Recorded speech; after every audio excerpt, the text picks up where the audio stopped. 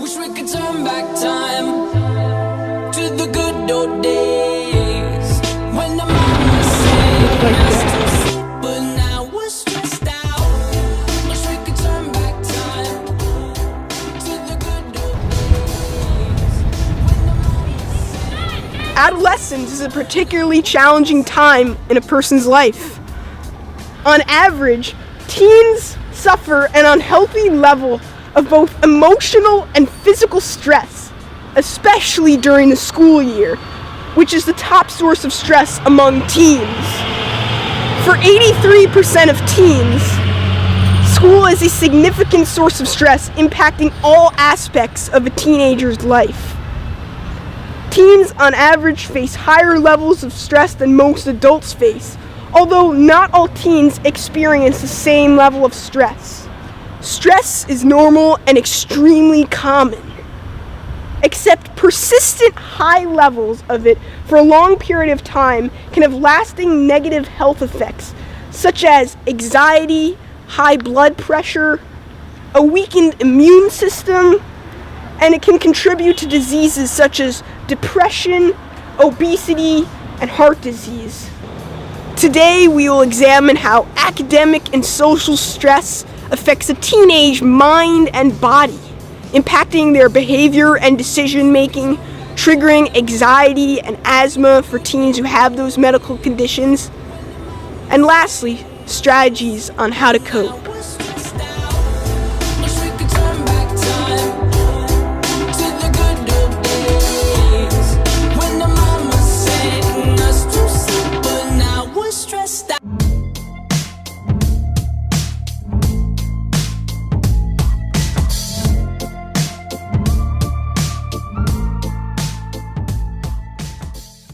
It's sort of like if you've ever been at the ocean. Sometimes the waves are nice and far, few and far between, or enough to keep up. But if you're out there and the waves just keep coming, after a while you get really tired and you get knocked down, and you can't keep up with it. You don't have time to get back up before the next one comes. And I think that's what stressful adolescence is like now. Procrastination, or the act of putting tasks aside to do later, is very common among teenagers. It's so much easier just to go on their phones rather than complete the assignments they have to do. Unfortunately, many teens turn to technology to cope with the stress they are feeling because of their assignments, distracting them from doing their work.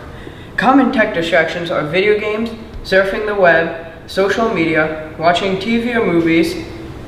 Teenagers tend to choose the more pleasant tasks, such as going on Snapchat instead of doing their homework. The temptations caused by social media usually overcome their need to finish their work. As a result of procrastination, teens cause themselves more stress by forcing themselves to do more work in a smaller amount of time. Half an hour. You could be checking Facebook, your phone, whatever it might be. How many kids get so stressed out because they might miss, what is it called? A streak, like Snapchat streaks. Or, I'm going to be away from my phone. I was on vacation. I know people that have given their phones to people to take pictures for them to keep up the streaks while they're away. That's very stressful, Yep. Right? Were you one of those kids? Yep. I knew I heard it somewhere. Uh-huh. I think there is really a snowball effect, and therefore people get anxious and overwhelmed and need time out, need time to decompress, much more so probably than you realize. I know as an adult I have to do that a lot, but I think teenagers need to do it a lot more. There needs to be more time for replenishment. I think with all the demands that are placed on teenagers now, it's just seems like, well, how many hours are there in the day? You can keep going. You can't keep going. You need to stop. You need to sleep. You need to be able to regress. Anxiety can sometimes be a good motivator by pushing you to study hard to do well on a test. However, at other times, it can be extremely harmful, especially for people who tend to overthink about a situation. And when the anxiety is excessive and irrational, this prevents you from being able to focus. Anxiety is our response to stress. We all have anxiety and we need anxiety. If you didn't have anxiety, you'd be dead. I mean, we need it. If a person had no anxiety, they wouldn't be able to defend themselves. Anxiety is a natural emotion to help us know when we have to fear something, right? But their cell phone will ding, and they'll hear it and talk to each other, text each other, Snapchat in the middle of the night. So they're getting less sleep. That's a major contribution to increased stress. Not only increased stress, but reduced performance. Academically, you can't think as well. You're more likely to be wrought with anxiety. You're more likely to feel depression. Sleep is so important, and it is one of the number one problems I see with adolescents. Oh God, here we go. This test, I've been stressing out about it all day, studying for it the entire night. I didn't get any sleep. I had to skip dinner because of it. Ugh, I hate this class so much. Oh, it's time too. I don't have enough time to finish this, probably. Oh, great, here it is. Okay, what is this? What? Gosh, I just don't understand this. What?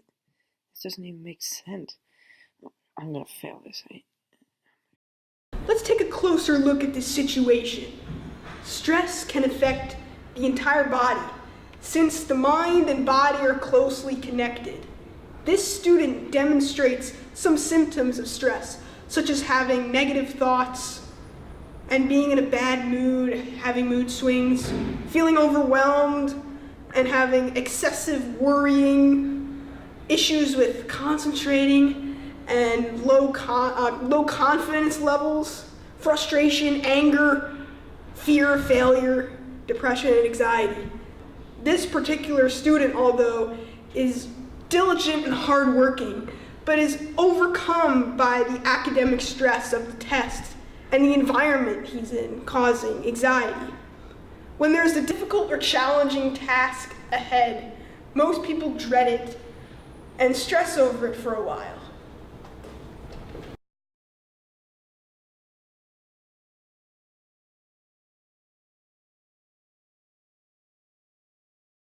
When you're stressed out, your brain interprets this dangerous situation. Once the brain has decided that there is a danger present, the amygdala, part of the limbic system in the brain responsible for fear, sends a message to the hypothalamus gland to indicate the flight or fight response, resulting in the stress symptoms we see here.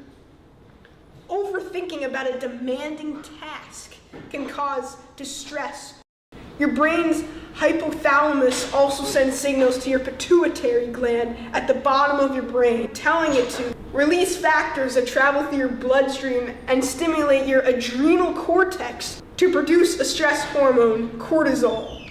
In addition, the transition to adolescence is marked by significant shifts in the hypothalamic pituitary adrenal, also known as HPA, axis reactivity, releasing hormones associated with puberty. The brain then sends a signal to the nervous system, which has a rapid immediate response, releasing a hormone known as epinephrine into the bloodstream, while the HPA, hypothalamic pituitary adrenal axis, has a slower response. And this is a reason for many behavioral and psychological responses to stressors, except prolonged exposure to these hormones has short and long-term consequences on psychology and behavior. Stress is different to each teen. While this student is anxious about taking the test, other students are more comfortable or don't have as much stress and pressure from work, or are not as conscientious of their grade. Each student has their own perspective on how the test will go based on several factors, such as their attitude or outlook of the situation, their test-taking environment, and their level of stress.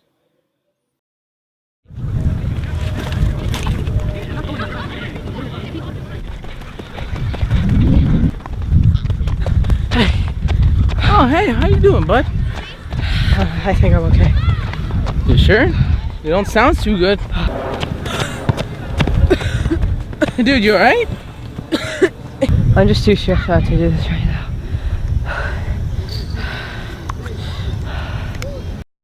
While stress and anxiety begin in the mind, stress can also trigger conditions associated with the nervous system. In this case, the student had a rough day, becoming panicked from taking a test, in addition to now running, even for a short time, is starting to bring out his asthma.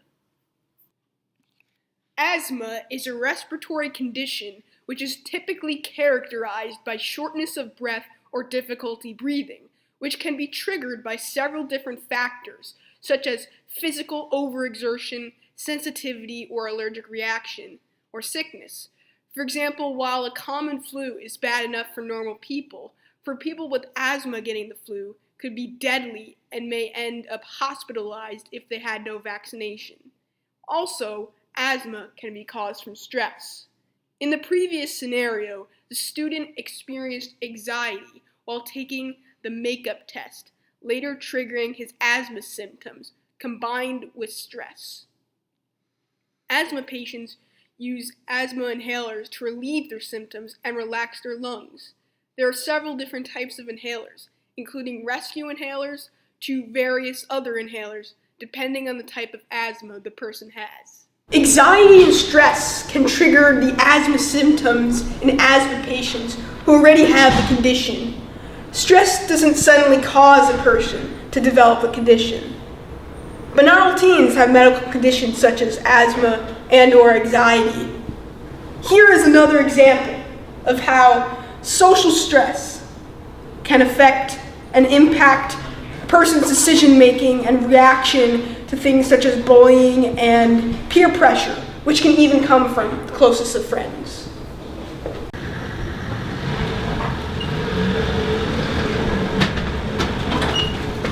Hey, Simon, what you got on your test? I really just don't want to talk about it. You sure? I'll tell you what I got. What'd you get? I got 84. Yeah, good for you. Come on. I told you, now you gotta tell me. Come on. Okay, I got Come on. 64. What? Yeah. Come on, really? This stuff is easy. It was the easiest test of all time, man. Come on. I know, I'm just really not good at class. You know what? Whatever. See you tomorrow. Alright, I'll see you, Christian. Competition between friends and peer pressure can be major causes of anxiety for many teens. Some teens feel more anxiety and may have stronger reactions to certain situations than others, based on what they're dealing with at the time and how they cope. High levels of anxiety sometimes make people less social and gets in the way of teen life.